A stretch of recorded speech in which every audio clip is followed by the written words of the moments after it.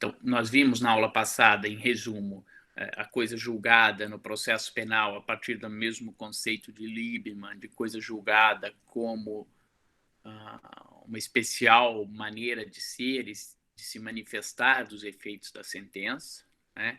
A coisa julgada, portanto, como uma qualidade desses efeitos da sentença.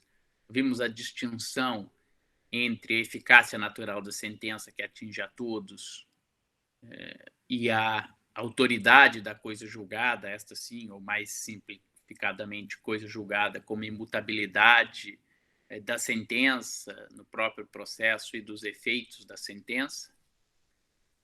Vimos também uma distinção, ou tudo isso relembramos, uma distinção entre coisa julgada formal e coisa julgada material, né? E destacamos que a coisa julgada formal é a imutabilidade da sentença no próprio processo em que ela foi proferida, enquanto que a coisa julgada material é a imutabilidade dos efeitos da sentença. Vimos que essa distinção decorre da própria natureza da sentença, né, como só as sentenças definitivas projetam efeitos para fora do processo, esses efeitos podem tornar-se imutáveis. Já nas sentenças terminativas, como elas têm uma função endoprocessual, o que pode se tornar imutável é a sentença no próprio processo em que ela foi proferida. O efeito prático disso é que, enquanto nós temos a coisa julgada formal, é possível a propositura de um novo processo com o mesmo objeto, corrigindo o vício, naturalmente, a falta de pressuposto processual, a falta de condição da ação, enquanto que na situação que nós temos uma coisa julgada material, se opera o principal efeito da coisa julgada, ou que tem maior relevância no processo penal, que é chamada eficácia negativa da coisa julgada, ou o ne bis in idem, a impossibilidade de eu ter um segundo processo pelo mesmo fato. Nós vimos também que, para o processo penal, diferente do processo civil, e para esse fim de identidade de processos, enquanto no processo civil eu digo que uma demanda é igual a outra quando tiver os mesmos elementos da ação, isto é, partes, pedido e causa de pedir, de acordo com o que consta do artigo 337 do Código de Processo Civil, para o processo penal, o que importa é que haja identidade do acusado, não faz diferença a variação do polo ativo, se é o Ministério Público ou o querelante, e também que apenas o fato principal seja o mesmo. Isto é, o fato da natureza, o fato concreto que é imputado, pouco importando a sua qualificação jurídica. Né? Se nós fôssemos fazer um paralelo com a causa de pedir, enquanto na causa de pedir eu tenho fatos e fundamentos jurídicos, e a causa de pedir tem que ser a mesma no processo civil para que uma demanda seja igual a outra, no processo penal basta que os fatos, o acontecimento da natureza seja o mesmo para que esse efeito da coisa julgada de impedir um segundo processo sobre o mesmo fato se opere. Vimos que toda sentença faz coisa julgada formal, isto é, a imutabilidade da sentença no próprio processo em que foi proferida, mas que se essa sentença for uma sentença definitiva, como ela produz efeitos para fora do processo, além da coisa julgada formal, ela fará também a coisa julgada material, a imutabilidade dos efeitos, né, para além do processo em que aquela sentença foi proferida. Uma outra forma de dizer, as sentenças terminativas fazem só coisa julgada formal e as sentenças definitivas fazem coisa julgada formal e coisa julgada material. Vimos que alguns atos processuais não transitam em julgado, né, como os despachos, que não têm conteúdo decisório, as decisões interlocutórias, embora elas estejam sujeitas à preclusão, e também medidas proferidas em tutelas cautelares, justamente porque são tutelas por natureza provisória.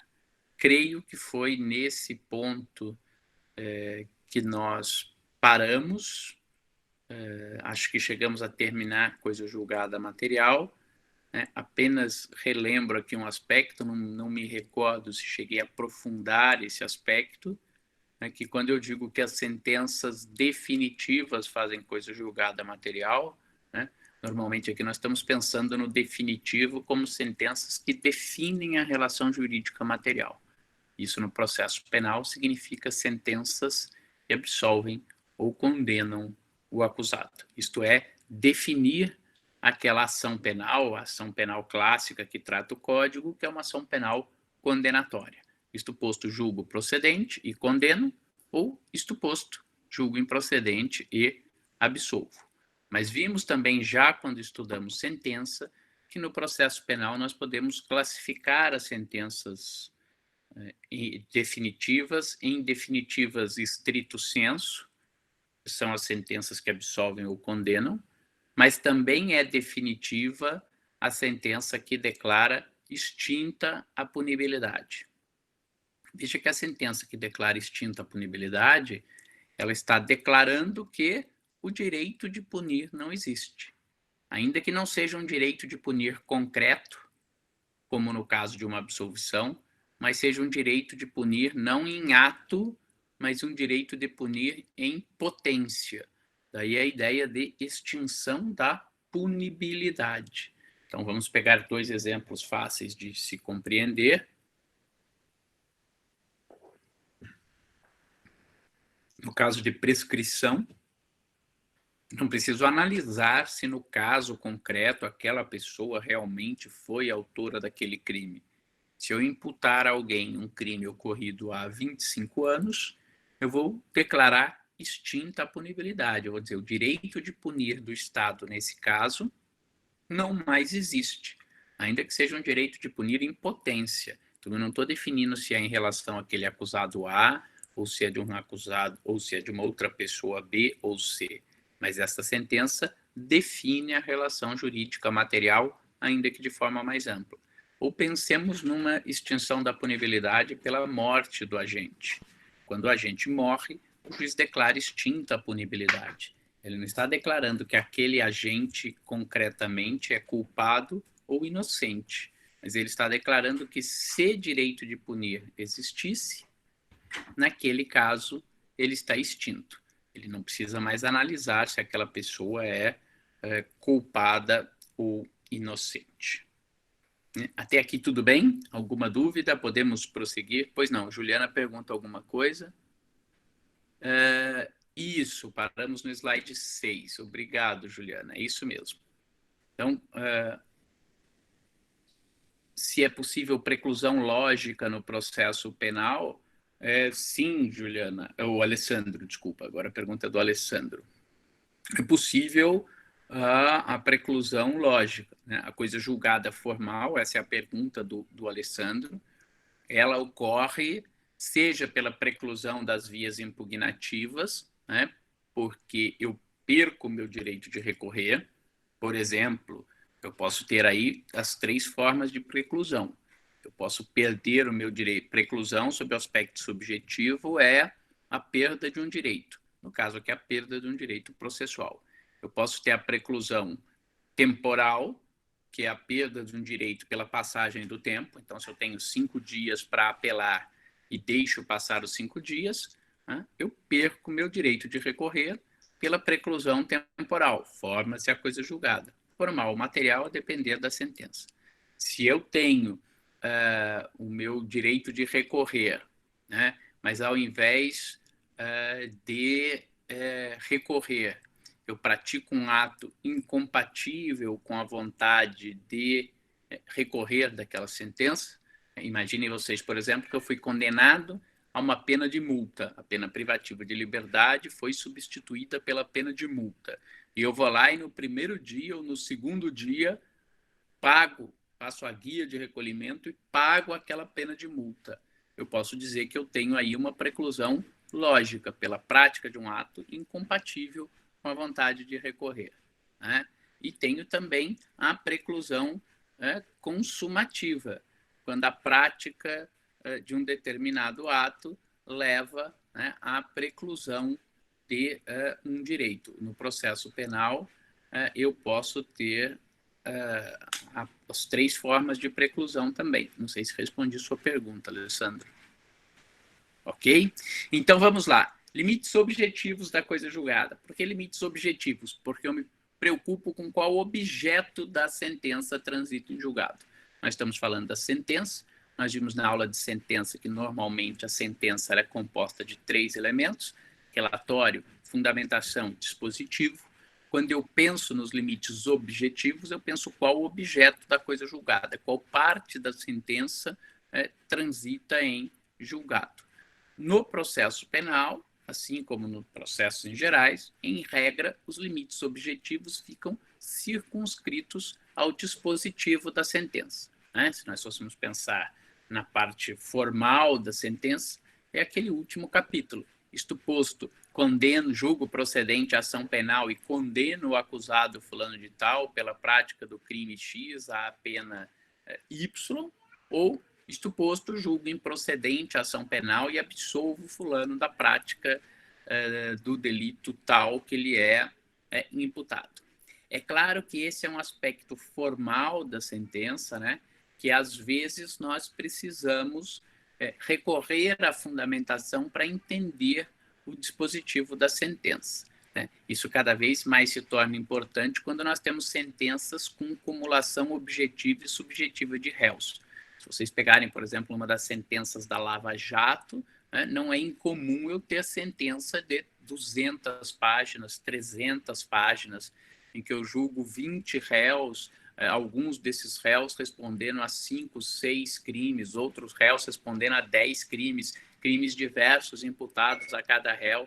Então, às vezes, eu vou precisar, isso não significa que eu esteja dizendo que a fundamentação transita em julgado, mas às vezes eu preciso me valer da fundamentação para interpretar o dispositivo da sentença e saber exatamente o que transita em julgado.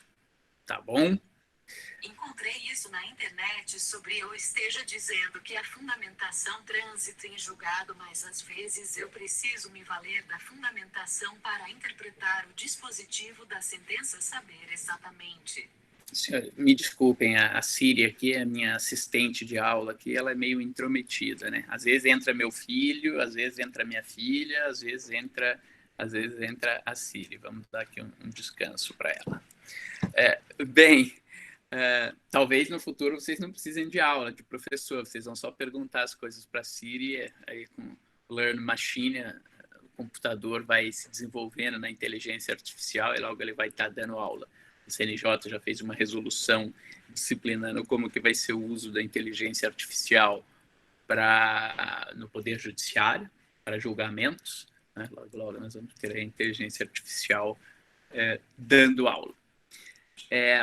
Em relação aos limites objetivos da coisa julgada, excepcionalmente, nós vamos ter os limites objetivos da coisa julgada atingindo, além do dispositivo, a fundamentação da sentença.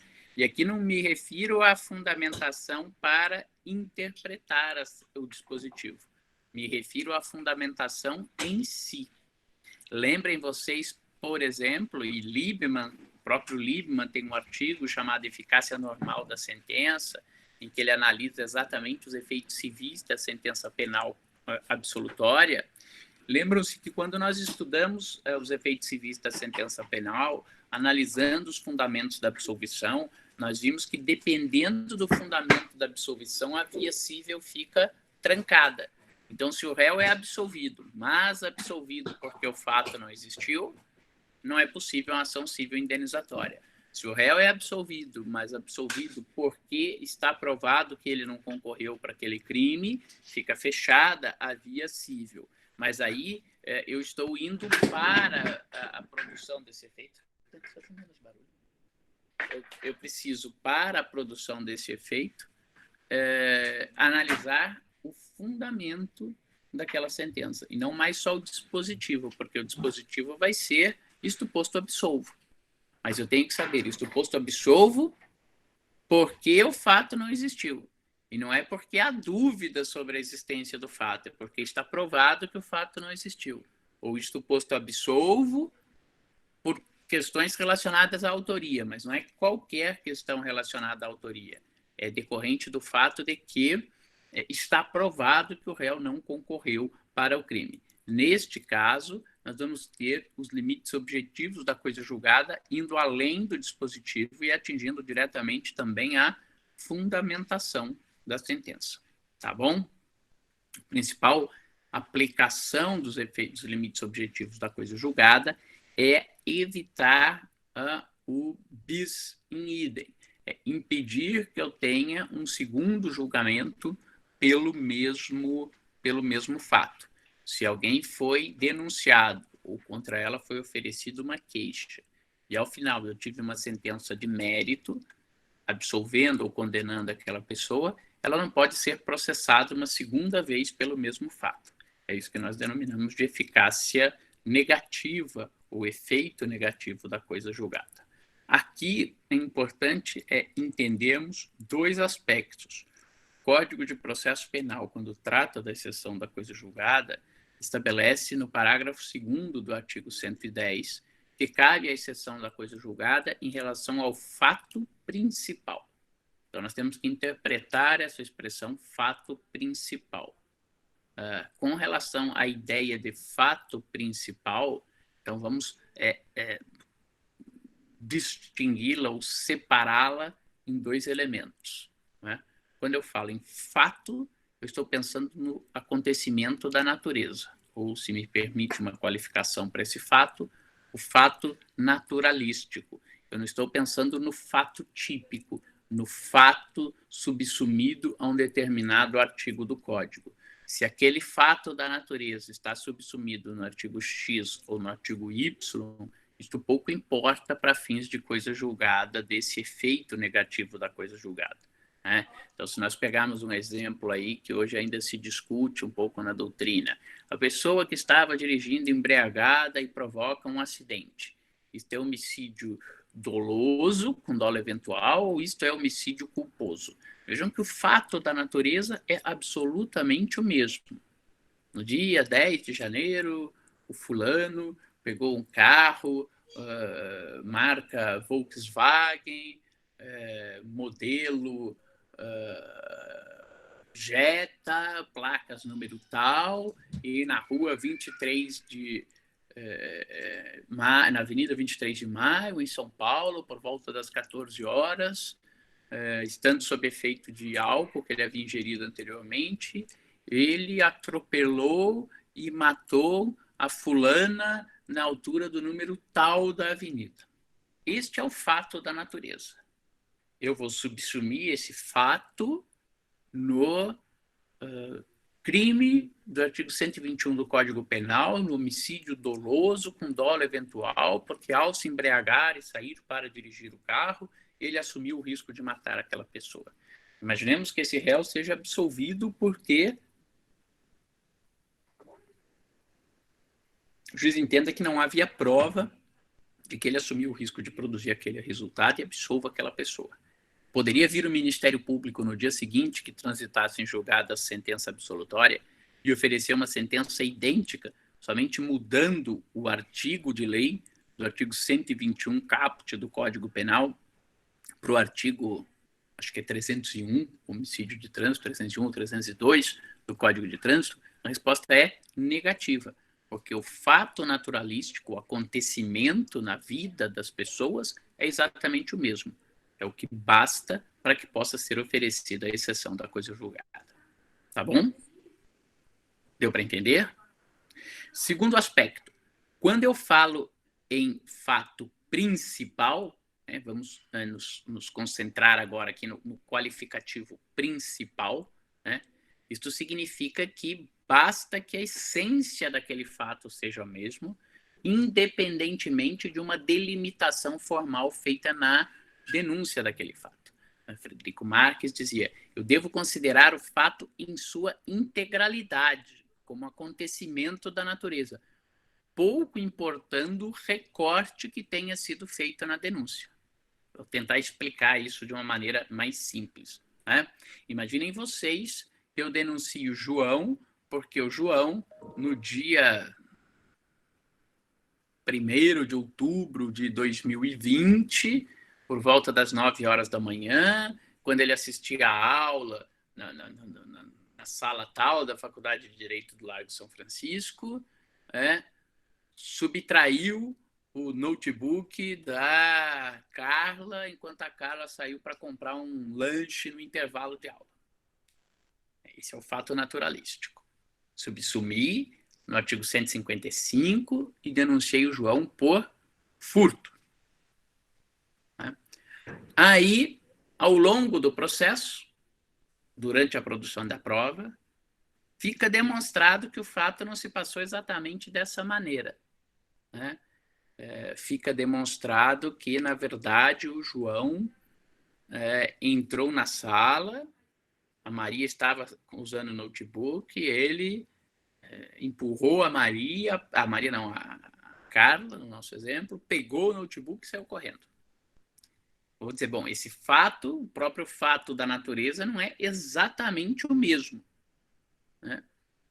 Então, se ele é absolvido ou mesmo condenado, as duas sentenças fazem coisa julgada material, naquela primeira denúncia por furto, eu poderia oferecer uma segunda denúncia, porque no mesmo dia, 1º de outubro, o mesmo João entrou na mesma sala, no mesmo horário, subtraiu o notebook da Carla, só que eu acrescento um aspecto, vamos dizer assim, desse fato, que na verdade não foi enquanto ela não estava olhando, mas que ele a empurrou no chão, pegou o notebook e saiu correndo.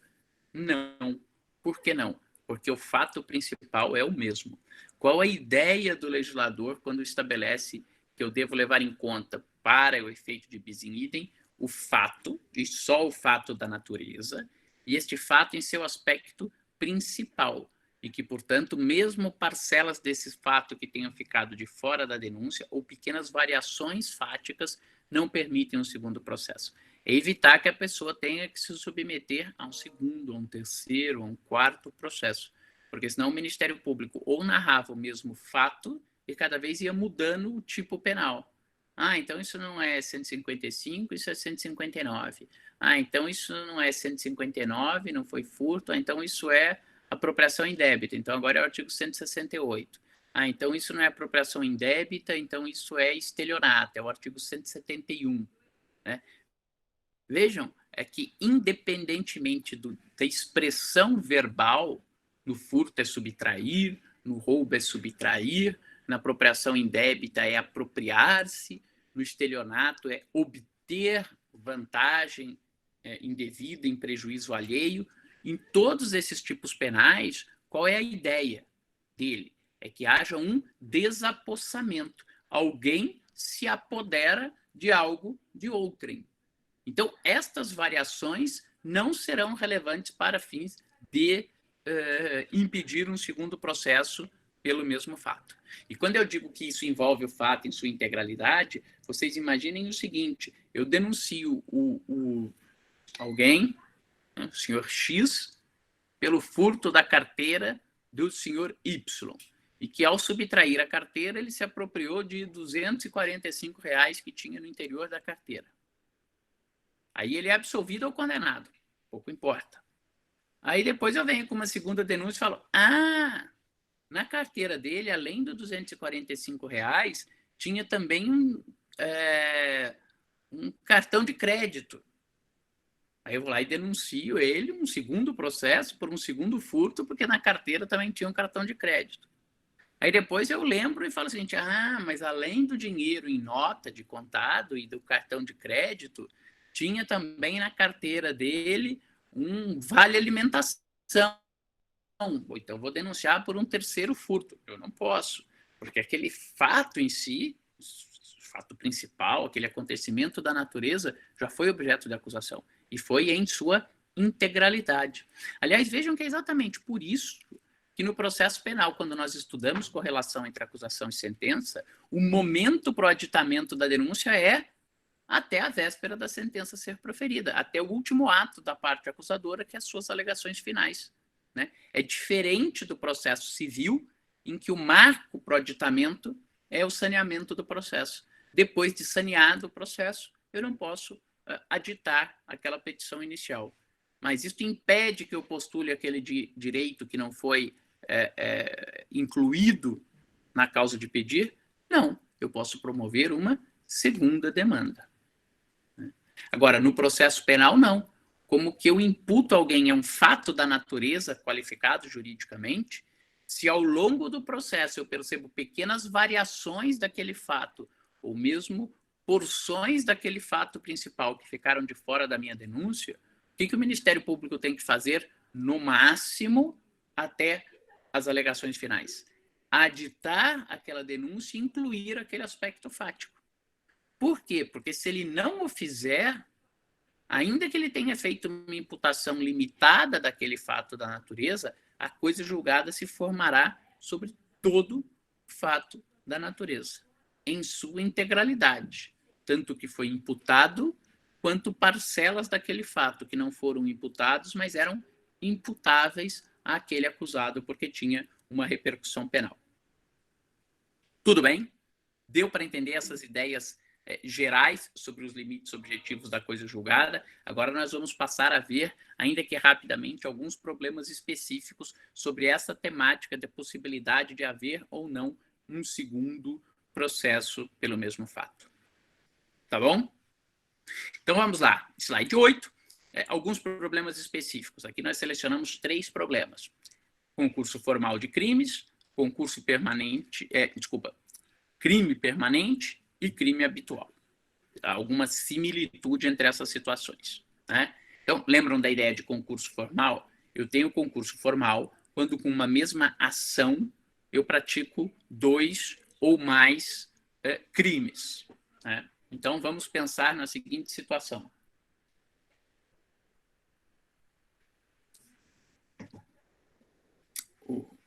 O imputado I vai lá e dá um tiro na vítima V, um tiro no peito da vítima V, ou um tiro na cabeça da vítima V, e mata a vítima V.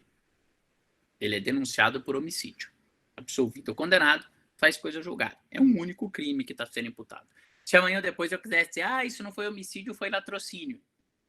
Paciência, transitou em julgado. É o mesmo fato da natureza, o mesmo acontecimento, a mesma vítima, no mesmo contexto, transitou em julgado. Agora, e se com esta única ação o imputado I tivesse praticado com aquele único ato 2 crimes? Né? Imaginem vocês, por exemplo, que o imputado I dê um tiro na barriga da vítima V. Só que essa vítima V está grávida de 8 meses. Então não dá nem para ele dizer que não sabia que ela estava grávida. Com esse único ato, com esse único tiro, ele cometeu, na verdade, 2 crimes. Ele cometeu o crime de homicídio em relação à vítima V e ele cometeu o crime de aborto, atingindo também o feto F, que estava na barriga da vítima V. Um único ato e ele praticou 2 crimes distintos. Nesse caso, vamos imaginar que a denúncia só narrasse o homicídio, não narrasse o aborto. Seria possível, caso o imputado I fosse absolvido ou condenado pelo homicídio, ter uma segunda denúncia pelo crime de aborto? Nesse caso, a resposta é sim, é positiva. Espero que entendam a diferença e não vejam uma contradição no que eu disse antes, em que a imputação é do fato naturalístico em sua integralidade. É do fato naturalístico em sua integralidade, parcelas daquele fato que tenha ficado de fora transitarão em julgado, mas isso quando eu tenho uma unidade criminal, um único crime.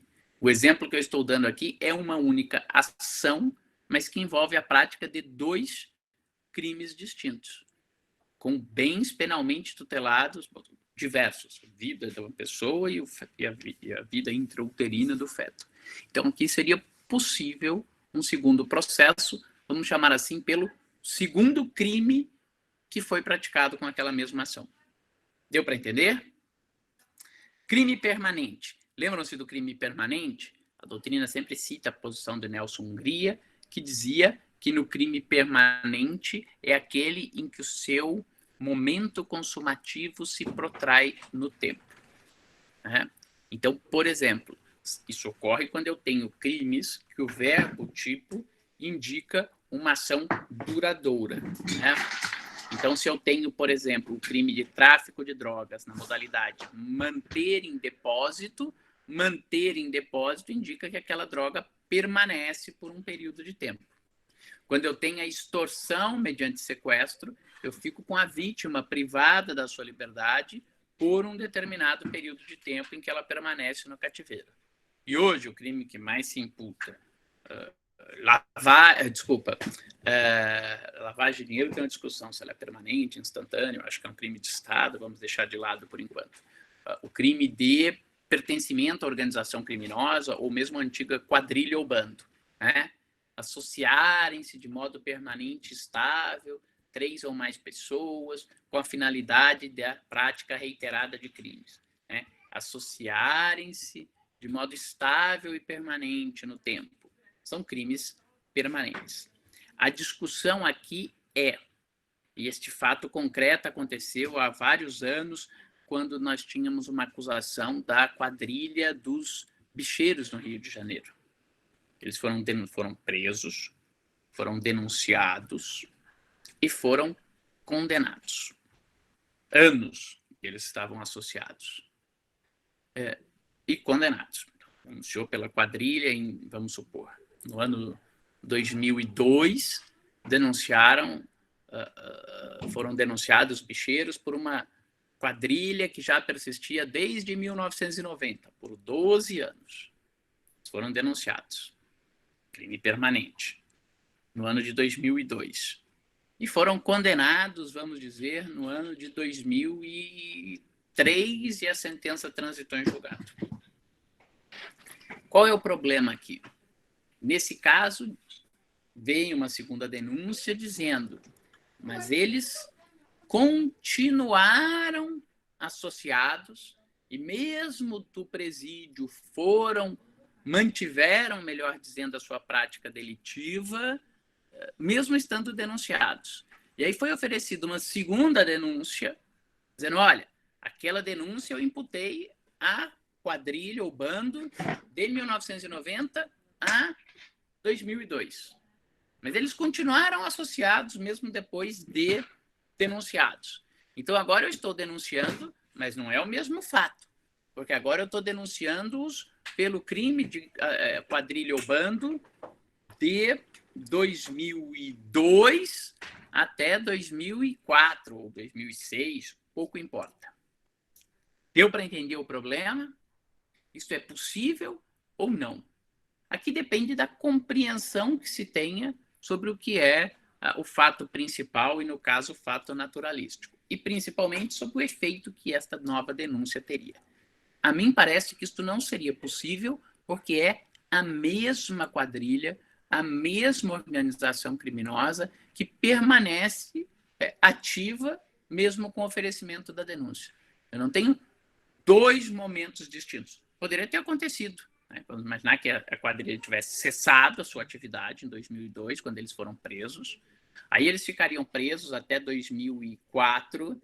Em 2004, eles eram colocados em liberdade e diziam, olha, como a única coisa que a gente sabe fazer da vida é cometer crime e fazer jogo do bicho, vamos juntar todo mundo de novo e vamos continuar praticando o jogo do bicho, até porque a gente viu que compensa, a pena é pequena, a gente ganha muito dinheiro, vamos arriscar.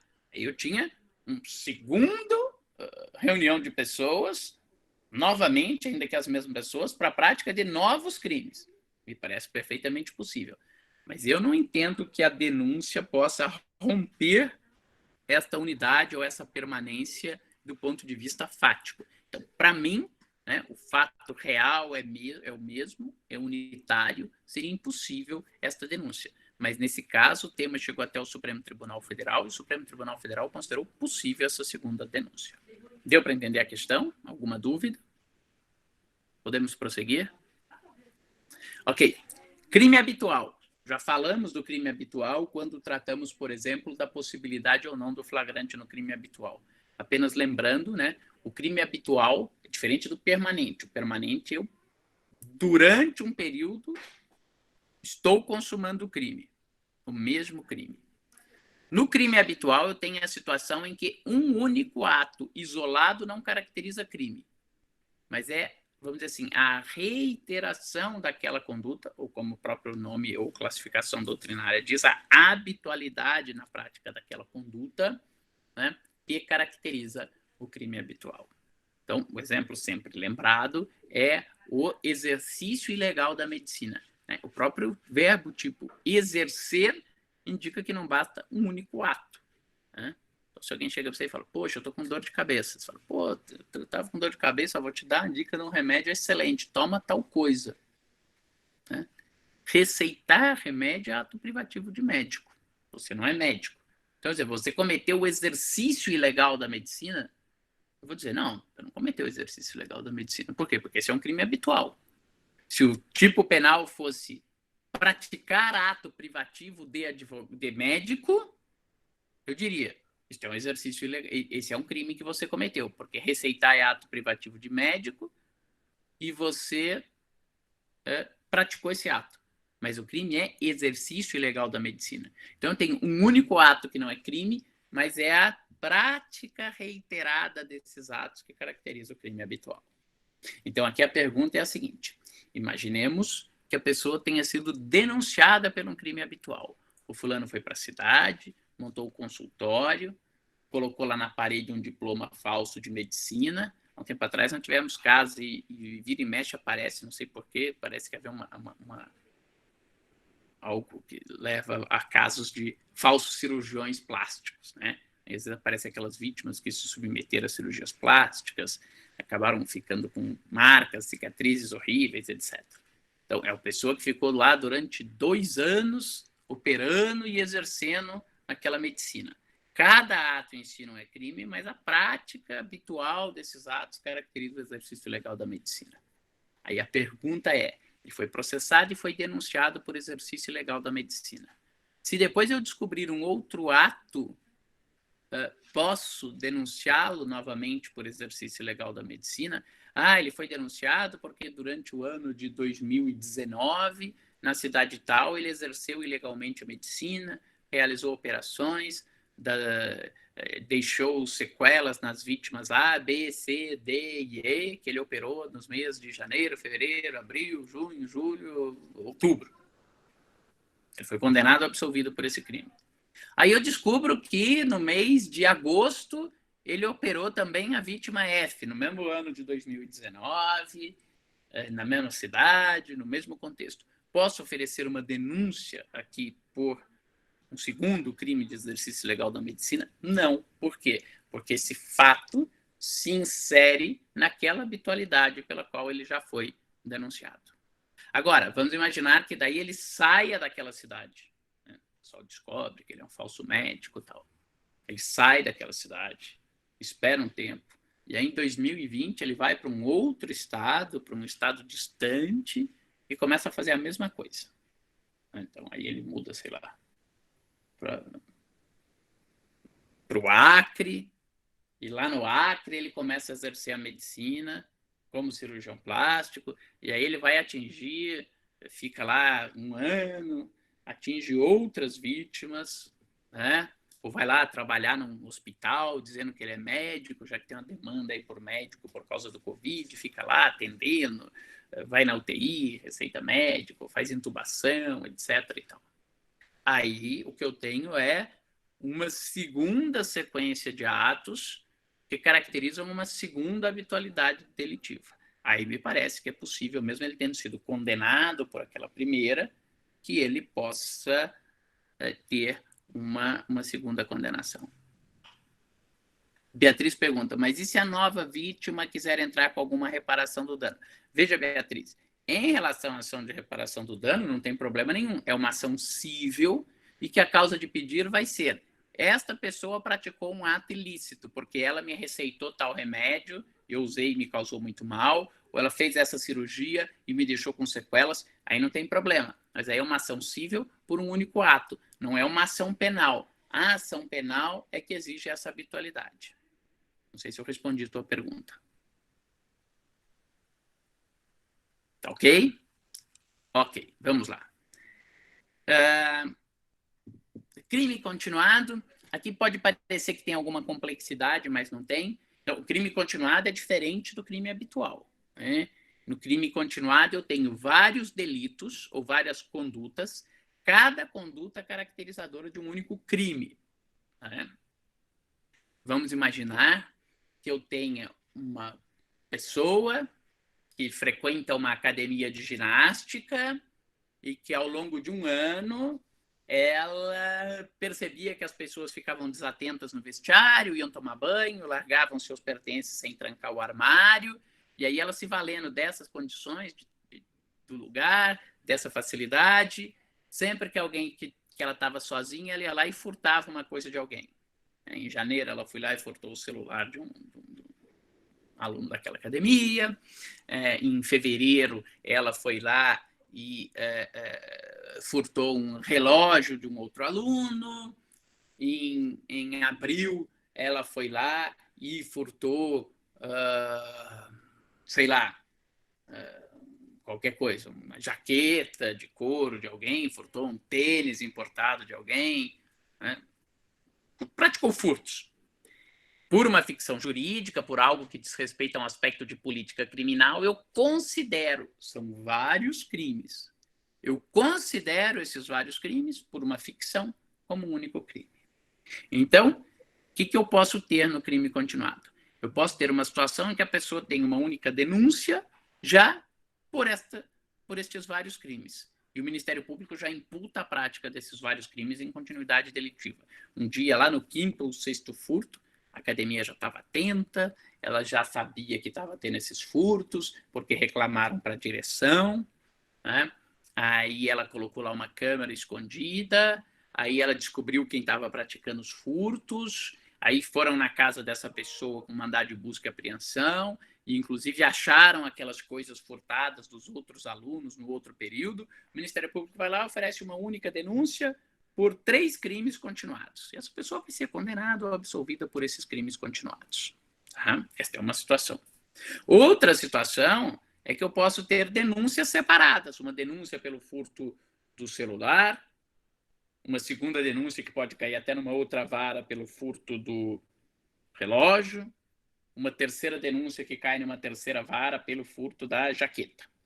Se isto acontece, o Código prevê que cabe ao juiz da execução penal depois unificar as penas, tratando essas aparentemente 3 sentenças distintas como uma única condenação por crimes continuados.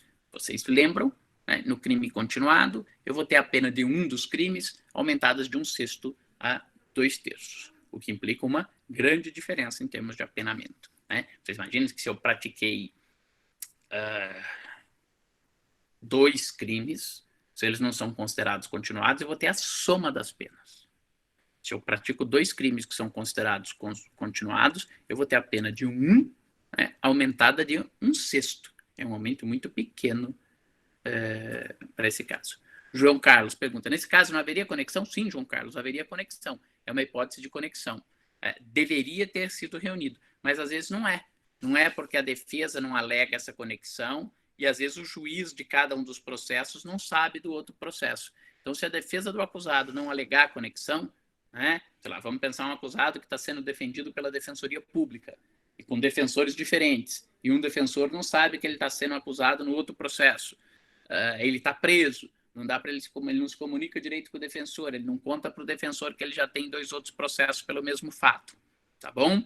Aí, muito provavelmente, não haverá essa reunião e vai ser só na execução da pena que eu vou conseguir fazer essa unificação. Até aqui, tudo bem? Então, vamos lá. Agora, vamos então imaginar a situação. Ele já praticou esses 3 crimes. Já furtou o celular, já furtou o relógio, já furtou a jaqueta. E aí, ele é denunciado e condenado pelo primeiro crime. Pelo crime do furto do celular. Aí, depois, ele é denunciado pelo furto do relógio. Isto é possível? Ou isso entraria naquele bis in idem? Isto é possível, porque aqui não é uma parcela do mesmo fato, é um outro fato, um outro crime, ainda que a lei trate como crime continuado. Tá? Então, ele vai dizer, neste segundo processo, olha, então, mas se são 2 crimes, eu não devo ter a pena dos 2 somados, eu devo ter a pena de 1 aumentado de 1/6. Tá? Vamos imaginar que aí ele tenha já depois os outros 2 processos, do furto do celular e do furto da jaqueta. Né? Então aí, parece que o Ronaldinho apareceu lá no aeroporto com uma jaqueta que custa 20 mil reais. Então talvez a jaqueta seja uma coisa furtável economicamente. Né? Então vamos lá. Vai ser o juiz da execução que vai unificar. E ele não vai poder alegar coisa julgada para o furto do relógio ou para o furto da jaqueta. Porque o furto do celular foi praticado em janeiro, depois o furto do relógio foi praticado em fevereiro, depois o furto da jaqueta foi praticado em março. O juiz da execução vai unificar. Agora, vamos imaginar que ele é processado, né? 3 processos diferentes. Aí ele tem um advogado bom, o Zé Carlos é o advogado dele. Aí o Zé Carlos vai lá e fala, os fatos são conexos, um está na primeira vara, outro está na terceira vara, outro está na 10ª vara do Foro Central, juiz da 2ª vara reúna com o processo da primeira vara, juiz da 10ª vara reúna com o processo da primeira vara. Isso tudo é reunido. Já respondo, Beatriz. Só para terminar o exemplo. Isso tudo é reunido e ele fica com um único processo, com 3 acusações de furto, do relógio, do celular, do relógio, da jaqueta, em continuidade delitiva. Aí ele é condenado. Ele é condenado pelos 3 furtos. O furto em janeiro do relógio, do celular, o furto em fevereiro do relógio, o furto em março da jaqueta. Tá? Aí depois a academia descobre, porque ele em janeiro ele tinha praticado, na verdade, 2 furtos. Além de no dia 10 de janeiro ele ter furtado o celular do aluno A, no dia 20 de janeiro ele também furtou um segundo celular do aluno B da academia. E esse fato, o furto do celular B, tinha ficado desconhecido. Na verdade, o aluno B achou que ele tinha sido furtado, mas também estava meio na dúvida se ele não tinha perdido o celular. Aí depois que aconteceu tudo, depois que a pessoa foi condenada, que ele lembrou, bom, então realmente eu fui furtado e tal. Aí ele vem, e esse réu, que já foi condenado, sentença definitiva, pelo furto de um primeiro celular, pelo furto do relógio, pelo furto da jaqueta, tem um segundo processo, agora pelo furto de um celular, de um segundo celular, no dia 20 de janeiro, de uma outra vítima. É um outro fato. Parece claro que é um outro fato. Aí você dirá, bom, mas esse segundo fato se insere naquela continuidade delitiva. Me parece que sim. Né? Ele se aproveitou da mesma condição de lugar, na academia, condições de tempo equivalente, no horário que tem pouco aluno, mesma maneira de execução, esperava quando o aluno ia tomar banho para ele furtar o relógio, a jurisprudência exige que seja na mesma cidade, foi na mesma cidade, a jurisprudência exige um prazo máximo de 1 mês, foi dentro desse prazo máximo. Aí você fala, bom, mas então aqui ficou mais complicado, porque ele já tinha uma condenação transitada em julgado, eram 3 furtos, mas em continuidade delitiva, e agora o que a gente descobriu é um 4º furto que está dentro da mesma continuidade delitiva. É possível a denúncia? Sim, é possível a denúncia. Bom, mas ele já foi condenado. Mas o que eu vou fazer? Eu vou ter um segundo processo. Ele vai ser condenado por uma 4ª vez. E o que vai acontecer, provavelmente? O juiz da execução vai ter que executar. O que vai acontecer é que ele não vai ter que cumprir essa pena cheia, vamos dizer assim. Porque ele estava condenado por 3 furtos. Ele recebeu a pena de 1 furto. E essa pena foi aumentada de, vamos supor, 1/3. Agora entrou um 4º furto na mesma unidade de crimes, unidade não, na mesma sequência de crimes continuados. O que vai acontecer? Ele foi condenado no primeiro, então ele tinha sido condenado, vamos dizer, por furto há 1 ano e meio. Em continuidade delitiva, isso foi aumentado de 1/3. Isso foi aumentado de 1/3, a pena dele total ficou em 2 anos. Agora vem mais um furto. O que vai acontecer? Ele vai ser condenado de novo a uma pena de 1 ano e meio. Eu não vou somar esse 1 ano e meio com os outros 2 anos, porque ele vai se inserir na mesma continuidade delitiva. É possível denunciar, é possível condenar, e aí o juiz da execução vai unificar. Vai dizer, bom, antes você tinha 3 furtos, sua pena estava em 2 anos, porque ela tinha sido aumentada de 1/3. Agora você tem 4 furtos, eu vou aumentar a sua pena em um pouco mais do que 1/3. E, portanto, aquela sua pena que estava em 2 anos, ela vai passar para uma pena de 2 anos e 6 meses. Eu aumento uma fração maior do que 1/3. Ainda assim, para aquela pessoa é vantajoso. Deu para entender? Já respondo a tua pergunta, Beatriz, só como é crime formal, deixa eu só terminar o crime continuado. Qual situação que vai poder ocorrer? Isso que eu falei para vocês agora seria aí a nossa segunda hipótese, condenação anterior por crimes em continuidade delitiva, quando o aumento não foi na fração máxima. Agora, vamos imaginar o seguinte exemplo, rapidamente. Aquele aluno, quando eu descubro já que ele tinha praticado 8 furtos. Um celular, outro celular, um relógio, uma jaqueta, um par de tênis, uma mochila, um iPad, tudo isso em datas diferentes, vítimas diferentes. Então, ele já tinha sido denunciado por 8 furtos. Numa única denúncia, o juiz, nessa sentença, já reconheceu a continuidade delitiva dos 8 furtos. Como eram 8 furtos, o juiz já aumentou a pena no seu grau máximo de 2/3. A pergunta é, aí eu descubro um 9º furto. Posso denunciar? Vocês vão dizer, bom, pelos limites objetivos da coisa julgada, sim. Pô, mas o que vai acontecer com a pena? Aí não vai acontecer nada. Porque na hora do juiz da execução unificar, né, essa pena já estava com seu grau máximo de aumento, 2/3. Ele vai ser condenado. Provavelmente nesse processo, como é um único crime, ele vai receber uma pena normal de um furto, receber lá uma pena de 1 ano e 6 meses. Só que ele já estava condenado a 1 ano e 6 meses, aumentado de 2/3 dessa pena. Ele já estava com uma pena de 2 anos e meio. O que vai acontecer com essa nova condenação de 1 ano e meio? Não vai ter nenhum reflexo na pena. Vai só se inserir, para ele vai ser ótimo, vai se inserir naquela continuidade delitiva que já estava reconhecida e a pena não vai aumentar porque a pena já estava no máximo. Deu para entender? O Arthur faz uma pergunta de crime continuado. Ah, sim, Arthur, sua pergunta faz todo sentido. Isso não vai ter reflexo direto naquela pena, mas todos os outros efeitos da sentença penal condenatória vão se produzir. Aliás, é por isso que eu vou ter interesse nessa segunda denúncia, né? Isso vai gerar reincidência, isso vai gerar efeitos civis dessa sentença penal condenatória para aquele 8º fato. E assim por diante. Agora, você pergunta, ele vai ser considerado reincidente? Arthur, nesse exemplo, provavelmente não, né? Porque, vamos lá, estou imaginando que ele cometeu um 8º fato, mais próximo no tempo, não daria tempo dele ter uma sentença penal condenatória transitada em julgado quando ele cometeu o 8º fato, tá bom? Mas vamos imaginar que era uma justiça muito rápida, que denunciou logo, que ele não confessou os crimes, não arrolou testemunha, e que a contar do 1º furto, com 6 meses ele estava condenado em 1º grau. A condenação transitou em julgado porque ele não apelou, mas ele continuou praticando furtos. Aí, nesse 8º furto que ele praticou, ele vai ser reincidente, porque ele já tinha uma condenação transitada em julgado por crime anterior. Tá certo? Agora vamos voltar para a pergunta da Beatriz.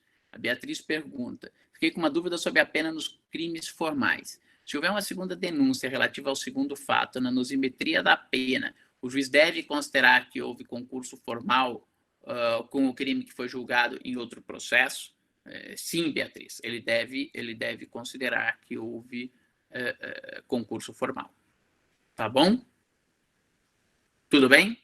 Podemos prosseguir para limites subjetivos da coisa julgada? Então, vamos lá.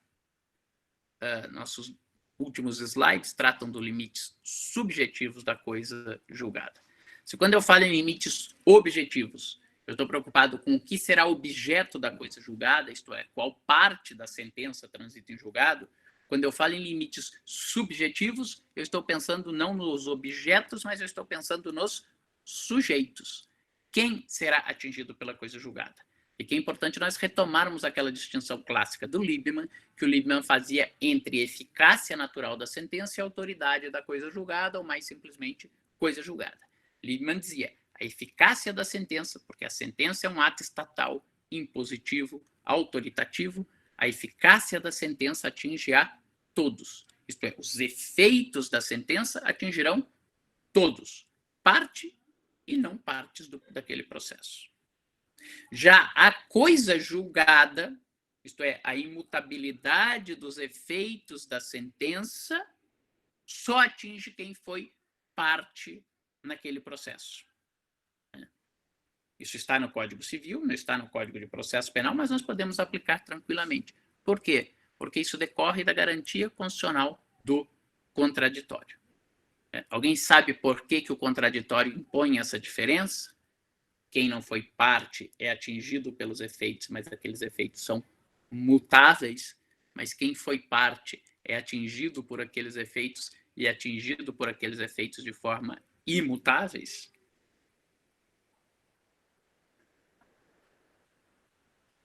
Lá, alguém tem alguma ideia?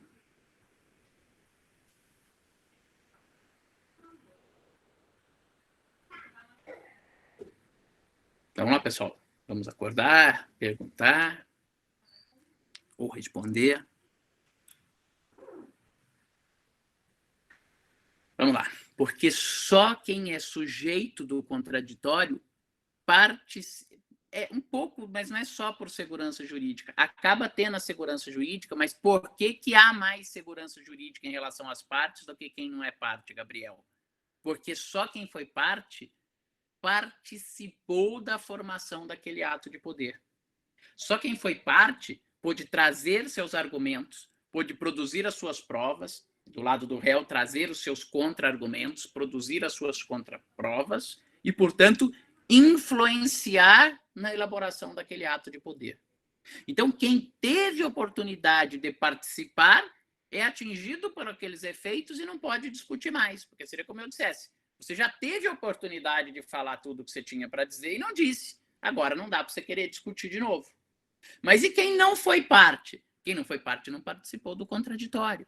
E, portanto, é atingido pelos efeitos da sentença, mas não é atingido de forma imutável.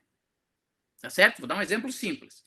Imagine que eu tenha um doleiro acusado de lavagem de dinheiro, porque um político que era corrupto recebeu determinado valor de corrupção em dinheiro, portanto, aquilo era produto do crime de corrupção do político P, e o político P pegou aquele R$1 milhão em dinheiro e deu para o doleiro D mandar para o exterior via dólar cabo.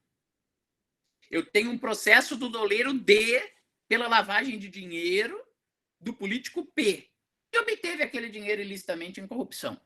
O doleiro D é condenado pela lavagem de dinheiro. Então, o juiz tem que entender que ele fez uma simulação da origem daquele dinheiro ilícito, mas ele tem que concluir também o quê? Que aquele dinheiro era ilícito. Que aquele dinheiro era ilícito porque era fruto de corrupção. E que a corrupção foi do político P, que recebeu aquele dinheiro e deu o dinheiro para o doleiro D mandar para o exterior. Quem é atingido pela eficácia natural dessa sentença? Todos. Ministério Público, doleiro D, político P, a mulher do político P, os políticos dos outros partidos, os eleitores dos políticos, qualquer cidadão brasileiro é atingido pela eficácia natural da sentença.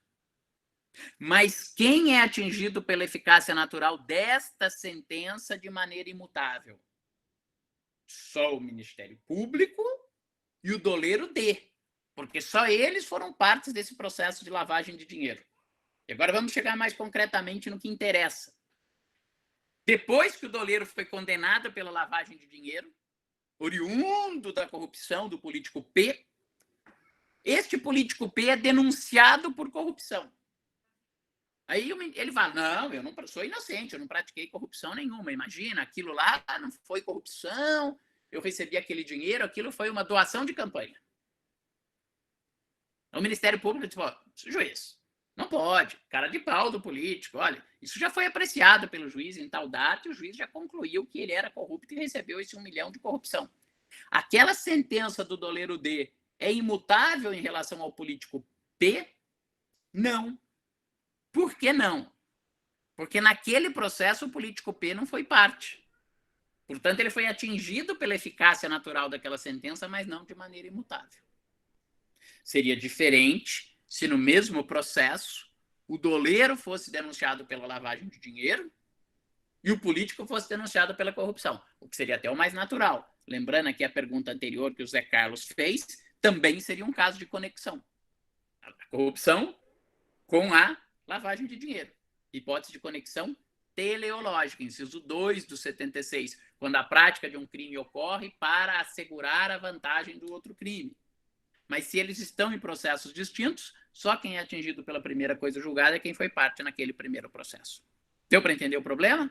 Dos limites subjetivos da coisa julgada? Ok? O código tem uma regra que poderia parecer uma exceção a esse aspecto da coisa julgada. O artigo 580 do Código de Processo Penal, lá na sistemática recursal, eu tenho lá alguma coisa envolvida com coisa julgada, estabelece o seguinte, que no concurso de agentes, a decisão, prestem atenção, a decisão proferida em favor de um dos coacusados se estenderá aos demais, ou ele, melhor dizendo, aproveitará aos demais, salvo se fundado em motivos exclusivamente pessoais. Então, por exemplo, 2 réus foram acusados de furto. Um que entrou para roubar o banco e o outro porque ficou lá fora para dar fuga. Aí o réu que entrou para roubar o banco é condenado pelo roubo do banco. Mas o outro réu que foi acusado de dar fuga, ele acaba sendo absolvido por quê? Ele prova que ele era um taxista, que ele pegou uma corrida, que a pessoa falou, olha, eu vou entrar no banco rapidinho, vou sacar um dinheiro e estou com muita pressa, porque daqui eu tenho que ir para o aeroporto. Você fica com o táxi ligado aí, que eu vou sair rapidinho e a gente já vai direto para o aeroporto para não perder tempo, tá bom? O taxista falou, tá bom. E ele ficou lá parado na porta do banco, achou uma vaguinha na porta do banco e saiu rapidinho. Aí ele foi denunciado como partícipe, porque concorreu para o crime. Ele falou, olha, eu não tinha nenhuma ideia que essa pessoa estava armada, que ela entrou no banco para furtar o banco, etc. Essa absolvição do taxista, ela se deu por motivos exclusivamente pessoais dele. Porque ele não tinha conhecimento. Não aproveita aos demais. Né? Agora, vamos imaginar que marido e mulher, desempregado, época da pandemia, filho pequeno em casa, os filhos chorando com fome. Marido e mulher entram no supermercado para furtar alimentos para levar para casa para os filhos. Eles furtam o alimento, colocam embaixo da blusa, estão saindo do supermercado. Né? Aí, a hora que eles estão saindo do supermercado, segurança grita lá, pegou a coisa, tal, corre daqui, corre dali. O marido consegue sair correndo e a esposa não consegue correr e ela é presa. Aí a esposa é denunciada por furto em concurso com terceira pessoa não identificada, que conseguiu fugir. Eles não eram casados no papel, viviam juntos, tal, então não dava para saber quem era a terceira pessoa. E essa esposa acaba provando exatamente isso que aconteceu. Né? E, ao final do processo, ela é absolvida. Né? Esta absolvição dela não se deu por motivo exclusivamente pessoal. Ou é furto famélico para os dois, ou não é furto famélico para nenhum. Tá bom? Então, vamos imaginar o que o artigo 580 está disciplinando. Se eu tenho co-réus, agora vamos imaginar que a esposa e o marido foram denunciados no processo. Né? Por qualquer motivo, porque a denúncia foi aditada, depois que eles descobriram o marido no comecinho do processo, incluíram o marido e tal, cada um tinha um advogado diferente. Né? Aí os dois são condenados por furto. Condenados. Aí o advogado da esposa apela. E o advogado do marido não apela. Em tese, eu vou dizer o quê? Trânsito em julgado para o marido, porque não apelou, preclusão temporal, mas não trânsito em julgado para a esposa, porque a esposa apelou. A esposa apela, levando para o tribunal a mesma tese do furto famélico. Chega no tribunal, o tribunal reconhece o furto famélico. Fala, realmente, isso aqui é furto famélico. Ela deve ser absolvida. Estado de necessidade. Entre o patrimônio do dono da rede de supermercado e a vida dos filhos dessa pessoa, a vida dos filhos dela vale mais. Absolve a esposa. Vai aproveitar o marido? Nesse caso, vai. Não era o taxista corréu do roubador do banco. É esposa e marido. A esposa, eu reconheci um fator que é comum aos dois. O furto é famélico. Vai beneficiar ao marido. Deu para entender o problema? né? Alguns autores falam, tá vendo? O artigo 580 prevê uma extensão da coisa julgada, né, a quem não apelou. Portanto, eu supero os limites subjetivos da coisa julgada. Seria uma exceção à ideia que eu dei a vocês de que os limites subjetivos da coisa julgada só atingem as partes, porque o marido não apelou. Mas, tecnicamente, não é isso que acontece. O que nós temos aqui é algo distinto. Na verdade, quando é uma regra... Vocês estudaram litisconsórcio em processo civil? Já estudaram?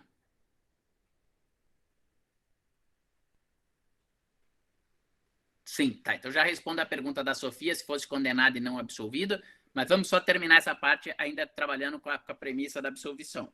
Aí já passo para a premissa oposta da Sofia, tá bom? Viram que no processo civil eu tenho litisconsórcio unitário, quando a decisão tem que ser a mesma para ambos, ou para todos os litisconsortes.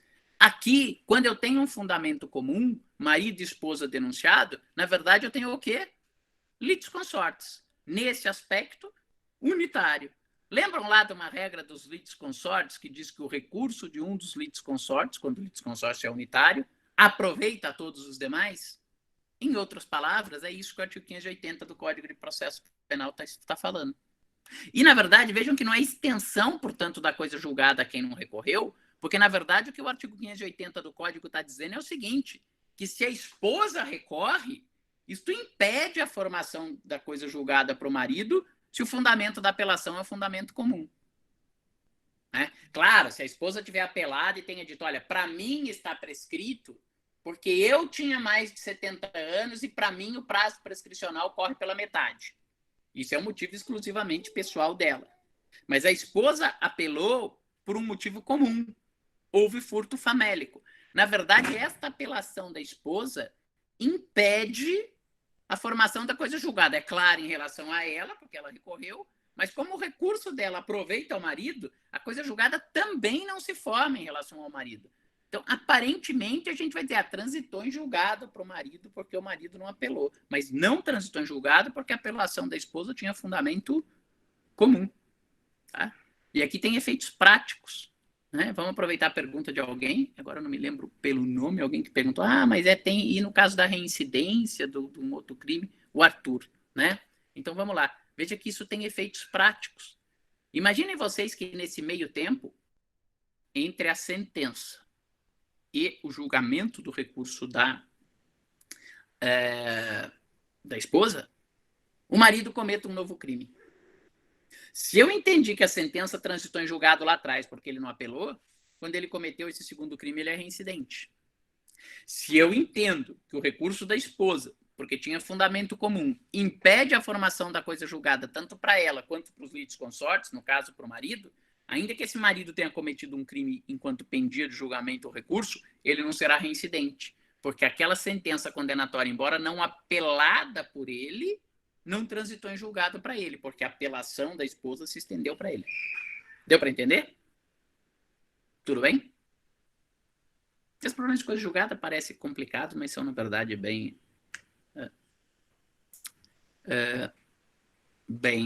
legais. Tá? Até aqui tudo bem?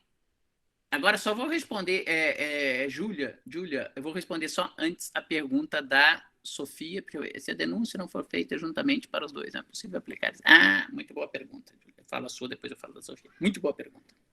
Esse é o ponto, vamos dizer assim, onde as regras do código deixam de ser tão lógicas. O fundamento do artigo 580 é dar tratamento comum aos litisconsortes na parte que eles são unitários. Aí a Júlia pergunta, muita propriedade. Mas e se eles não são corréus no mesmo processo? Né? Vamos imaginar, ela dá o exemplo, vamos imaginar que eu denunciei só a esposa e não sabia quem era o outro. Né? Ou vamos imaginar, Júlia, que eu denuncio alguém por organização criminosa, e eu tenho o nome de 3 pessoas e sei que tinha uma 4ª pessoa, mas eu não consegui identificar quem ela é. E, ao final, os 3 são absolvidos da organização criminosa, porque eu entendo que não havia estabilidade, não havia permanência, o crime que eles queriam praticar era crime com pena inferior a 4 anos, ou qualquer fundamento desses comuns. Né? O que acontece com aquela 3ª pessoa, nesse nosso exemplo, a 4ª pessoa, se depois eu descubro, é possível propor denúncia contra ela, né? E aqui, primeiro eu tenho que fazer uma distinção. Vejam vocês, e com isso também já respondo a pergunta da Sofia, que o artigo 580 diz o seguinte: a decisão do recurso interposto por um dos corréus aproveitará aos demais corréus. Portanto, aproveitar significa algo em benefício, não algo em prejuízo. Então, aqui nós já começamos a encaminhar. É possível eu estender o recurso quando é um recurso por um fundamento benéfico ao corréu. Né? Se eu falo benéfico ao corréu, então vamos lá, Sofia. Vamos imaginar que a esposa fosse condenada. Ela e o marido foram condenados no mesmo processo. Né? A esposa apela e ela também é condenada. Isso vai aproveitar o marido? Aí não. Né? Não posso estender a condenação. E até vamos então agora fazer uma conjugação da pergunta da Sofia com a pergunta da Júlia. Como é que fica o... Então vamos usar a palavra com cuidado aqui, Júlia. O corresponsável, isto é, alguém que praticou o crime em coautoria ou participação com outrem, mas que não foi denunciado. Então eu tenho uma primeira denúncia, não há corréu, só há o réu A. Mas na verdade eu estou dizendo, o réu A praticou um roubo em concurso com terceira pessoa não identificada. Este réu A, ele é processado, denunciado, e chega ao final ele é absolvido. Né? E vamos imaginar que por um fundamento comum, por furto famélico. Né? Estou no exemplo da Júlia. Aí depois que ela é absolvida por furto famélico, em primeiro grau, em segundo grau, pouco importa, eu descubro quem era a outra pessoa, era o marido. Posso estender isto para o marido? Então, veja lá, primeiro, seria uma hipótese que eu iria usar a absolvição da esposa para aproveitá-la ao marido, em benefício. Com isso eu respondo, imagina a pergunta da Sofia.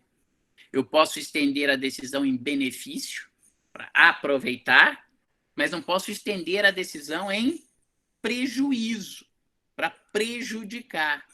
Vamos imaginar, Sofia, que nesse primeiro processo em que só a esposa é parte, ela tivesse sido condenada.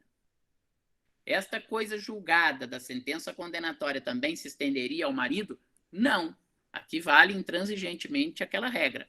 O marido vai ser afetado pela eficácia natural da sentença, não só o marido, os filhos, eu, você, todo mundo, mas todo mundo, a não ser a esposa, não foi parte do processo.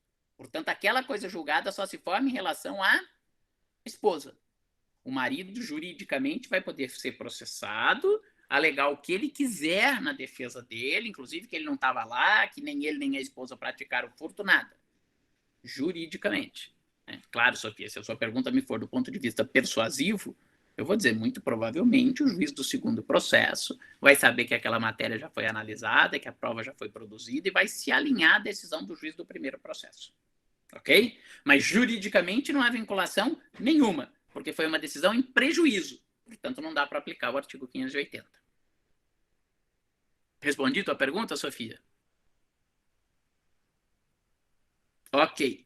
Agora vamos voltar para a pergunta da Júlia. Continuamos no nosso exemplo. Só a esposa foi denunciada, mas ela praticou aquele furto juntamente com o marido. Aí ela é absolvida. Ela é absolvida, aí o marido vira e fala, puxa, ufa, minha sorte estava aí traçada junto com a sorte da minha esposa, ainda bem que eu não estava denunciado, né?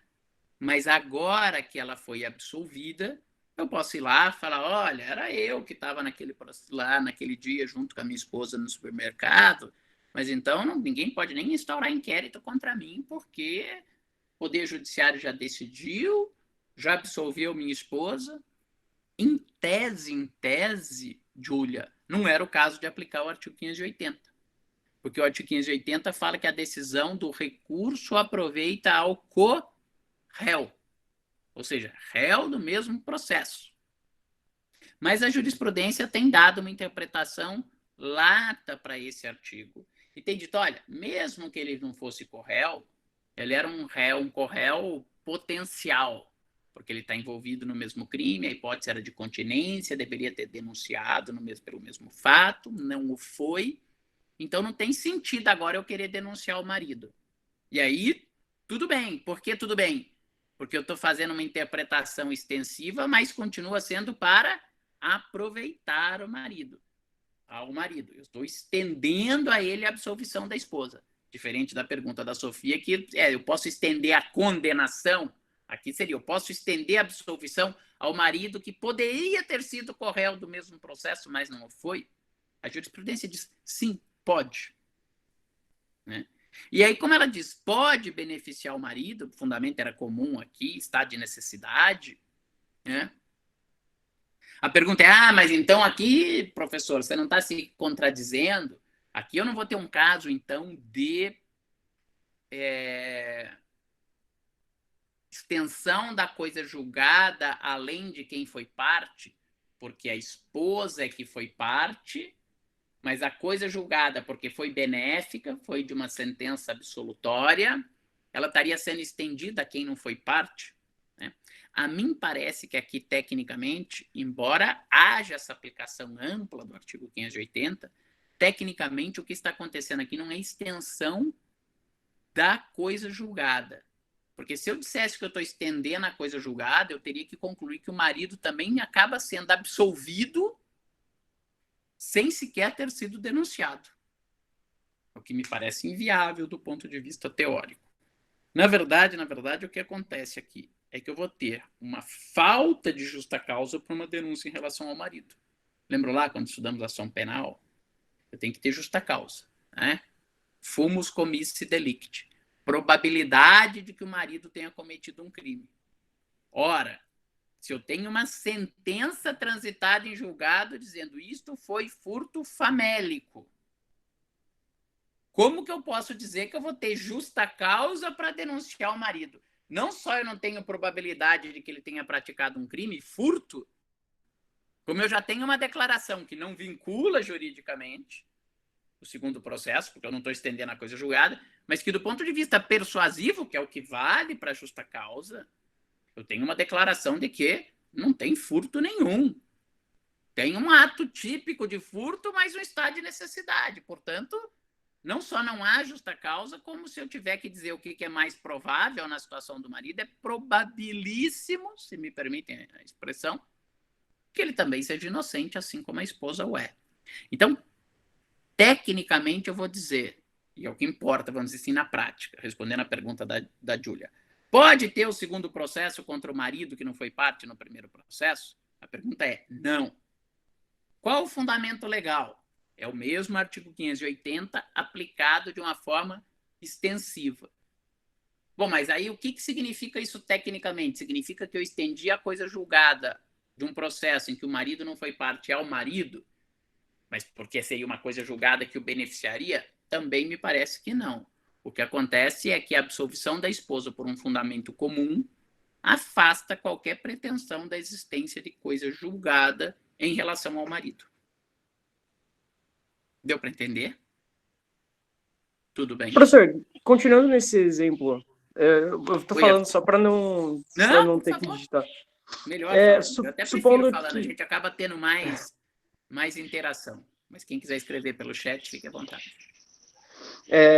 Supondo que nesse mesmo exemplo, o marido dessa esposa, além de ter subtraído a coisa, ele também cometeu atos violentos ali para caracterizar, por exemplo, um roubo.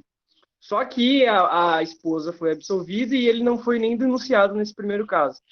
Poderia o MP, então, inovar dizendo, mesmo que a esposa, que no outro processo foi absolvida por furto famélico, ele aplicou violência e grave ameaça. Então, o fato ele é o mesmo, né, da subtração da coisa, mas a forma como ele se deu foi diferente, portanto, a qualificação jurídica é diferente. Arthur, vamos lá. Isso talvez pudesse ter uma influência em termos de justa causa, tá? né? Mas, substancialmente, ao meu ver, não afetaria a questão do estado de necessidade. Eu posso praticar um furto famélico, eu posso praticar um roubo famélico. É claro que no supermercado é meio difícil, às vezes, você imaginar o cara puxar a arma e falar, me dê 1 litro de leite. Né? Mas a pessoa poderia estar desesperada, né? Eu até imaginar a arma seria difícil, talvez seria mais fácil ela vender a arma. Mas você vai imaginar que a pessoa, o marido e a esposa estão desesperados, um chama a atenção da vítima, o outro vai lá, dá uma gravata na vítima, segura a vítima, enquanto a esposa enfia a mão no bolso, tira a carteira para eles pegarem um dinheiro para ir lá comprar comida. É possível ter um roubo famélico. Perfeitamente possível. Né? Então, a mim parece que o fato de mudar de furto para roubo, nesse caso, não permitiria o segundo processo. Tá? Claro que aí, se eu fosse defensor do marido, né, seria uma peça um pouco mais elaborada, não tão fácil de mostrar isso. Agora, vamos continuar no seu exemplo e dificultar um pouquinho, Arthur. Vamos imaginar que esse marido, na fuga, né, tivesse praticado um ato de resistência, um outro crime, um segundo crime de resistência. Né? Ou o marido, na fuga, tivesse subtraído uma bicicleta para conseguir fugir. Aí, por este segundo fato, ele poderia ser denunciado. Eu não teria a justa causa para a subtração do litro de leite. Furto 1. E a esposa só praticou o furto 1. Mas o marido, pelo furto da bicicleta para fugir, ou pelo crime de resistência, aí é um segundo crime. Aí ele poderia ser denunciado. Tudo bem? Tá, entendi. Eu devo ter confundido o caso do furto famélico com a interpretação judicial do furto de uso, né? Eles dizem que o furto de uso ele não é típico, a jurisprudência, mas no caso em que você aplica violência, grave ameaça, essa benesse não se aplica, né? Eu acho que eu confundi, então, as duas coisas. Sim, acho que sim. Tá bom? Agora, quem queria perguntar, Beatriz? Obrigado. Oi, professora. Eu só estou com dúvida na hipótese da pergunta da Sofia, porque assim, ela só poderia ter um recurso que se comunica, porque assim, se eles forem absolvidos, a única pessoa que poderia recorrer é o MP, certo? Então, certo. Porque não é a defesa recorrer. Sim. Se o MP recorrer com um motivo só em relação a um dos dois corréus, seria um motivo pessoal, então não se aplicaria o 580. Aí, Isso. se eles forem condenados e a defesa recorrer, o tribunal não pode piorar a situação dos réus, né? Não pode. Não teria o que comunicar. Então, em que caso poderia se comunicar no caso de uma condenação? Se fosse uma condenação e o MP recorresse pedindo um agravamento da situação eu acho que eu entendi a tua pergunta. Acho que você quer dizer o seguinte: vamos imaginar que os dois são condenados e o MP recorre de um fundamento comum para os dois. Né? Vamos supor, os marido e mulher são acusados de furto, eles são condenados, mas o tribunal não aplicou uma qualificadora do repouso noturno. Não tem como ser repouso noturno para um e não ser repouso noturno para outro. Mas, de qualquer forma, Beatriz, nunca eu vou poder estender condenação, porque é para prejudicar, entendeu?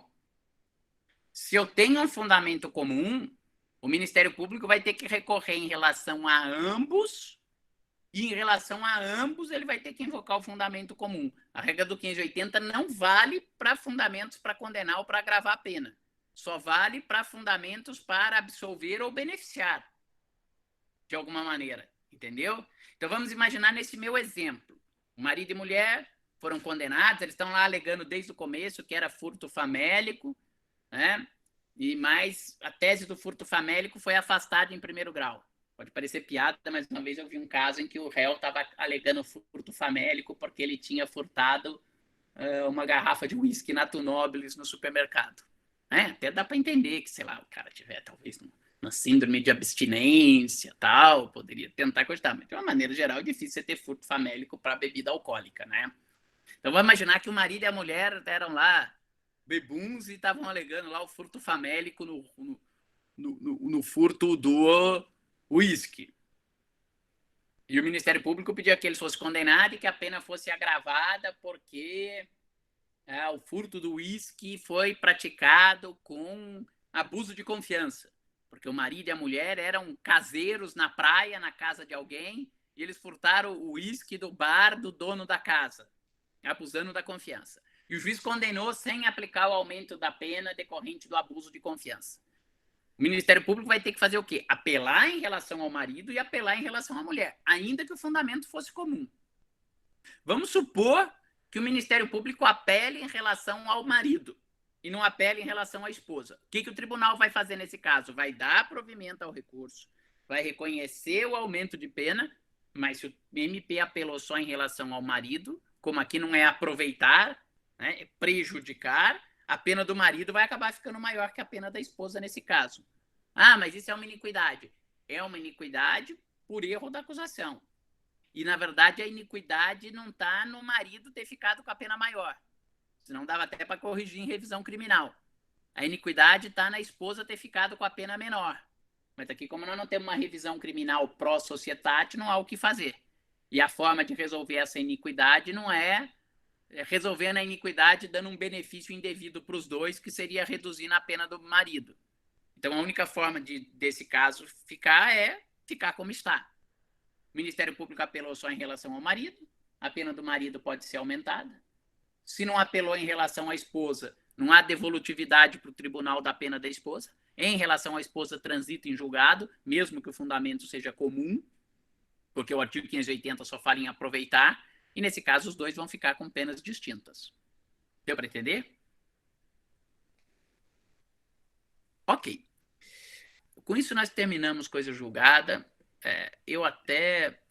Bom, a gente tem 5 minutos, nem é o caso da gente começar a falar de nulidade, que é o nosso próximo tema.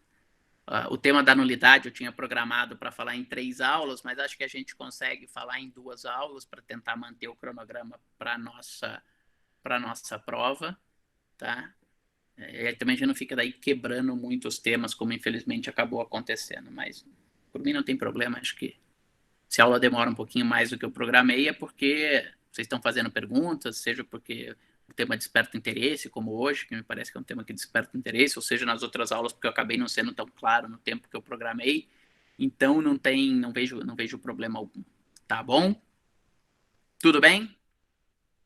Então, na próxima aula, semana que vem, nós começamos com o tema das nulidades. Nulidade absoluta, relativa, atos inexistentes, princípios das nulidades, e depois vamos ver as nulidades combinadas no código. Tá bom? Se ninguém tiver nenhuma dúvida, a gente termina aí uns minutinhos mais cedo. Ok? Obrigado pela atenção de todos. Boa semana para todos. Saúde para todos, tá bom? Até semana que vem.